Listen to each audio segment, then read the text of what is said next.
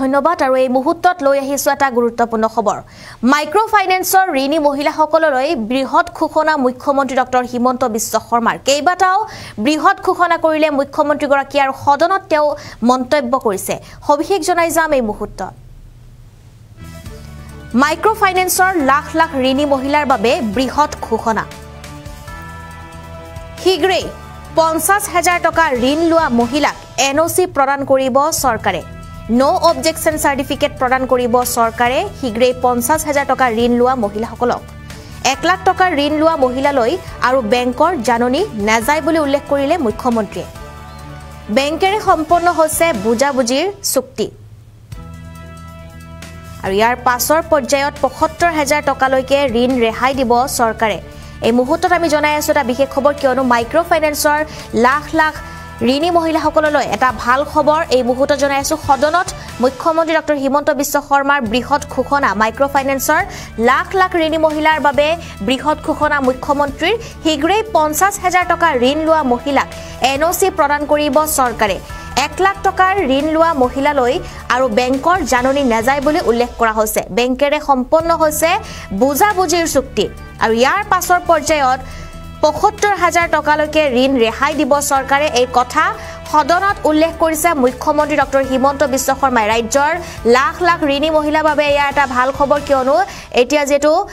micro ফাইনেন্সৰ ঋণী মহিলালৈ এই সদনত উত্থাপন কৰিছে মুখ্যমন্ত্ৰী ডক্টৰ হিমন্ত বিশ্ব শৰ্মাই শীঘ্ৰে 50,000 টকা ঋণ লোৱা মহিলাক এনঅচি প্ৰদান কৰিব চৰকাৰে এনঅচি প্ৰদান কৰা হ'ব 50,000 টকা ঋণ লোৱা মহিলাক আৰু চৰকাৰে প্ৰদান কৰিব এনঅচি 1 লাখ টকা ঋণ লোৱা মহিলালৈ আৰু বেংকৰ জাননী নাযায় বুলি উল্লেখ কৰা হৈছে বেংকেৰে সম্পন্ন হৈছে বুজাবুজিৰ চুক্তি ইয়াৰ পাছৰ পৰ্যায়ত 75,000 টকালৈকে ঋণ ৰেহাই দিব চৰকাৰে মাইক্ৰ ফাইনেন্সৰ ঋণী মহিলালৈ সদনত বৃহৎ ঘোষণা মুখ্যমন্ত্ৰীৰ এই মুহূৰ্তত আমি সেই মন্তব্য শুনাই ল'ব বিচাৰিম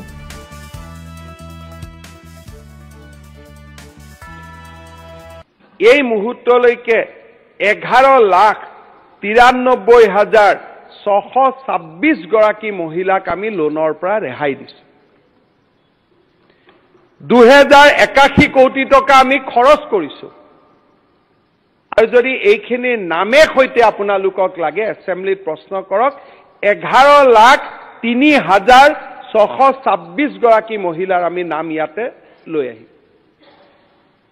ইমান ডাঙৰ লোন ৰেহাইৰ কাম অসমৰ ইতিহাসত আগত কেতিয়া হৈছে 75 বছৰত বানে কিমানবাৰ এই অসমখনক গৰকিলে এই অসমৰ জীৱনলৈ কিমান দুৰ্যোগ আহিলে কোনোবা এটা উদাহৰণ আছে কংগ্ৰেছৰ দিনত 1 লাখ কোনোবা ব্যক্তিক লোন ৰেহাই দিয়া আজি আমাৰ চৰকাৰৰ 3টা বছৰৰ বিজয় যাত্ৰা মাত্ৰ 3টা বছৰ সম্পূৰ্ণ হোৱাই নাই 3টা বছৰ 10 মে'ত হ'ব নেকি আৰু এটা বছৰ মই অলপ বঢ়াই কৈ আছো 3টা বছৰ বুলি 2 বছৰ 8 মাহত 11,93,626 গৰাকী মহিলাই লোন ৰেহাই পালে আৰু এইবাৰ আৰু 1,65,000 মহিলাক লোন ৰেহাই দিয়াৰ বাবে বিত্ত মন্ত্ৰী গৰাকীয়ে প্ৰস্তাৱনা আনিব আমি কমিটমেন্ট কমপ্লিট কৰিহে আমি ইলেকশ্যনলৈকে যাম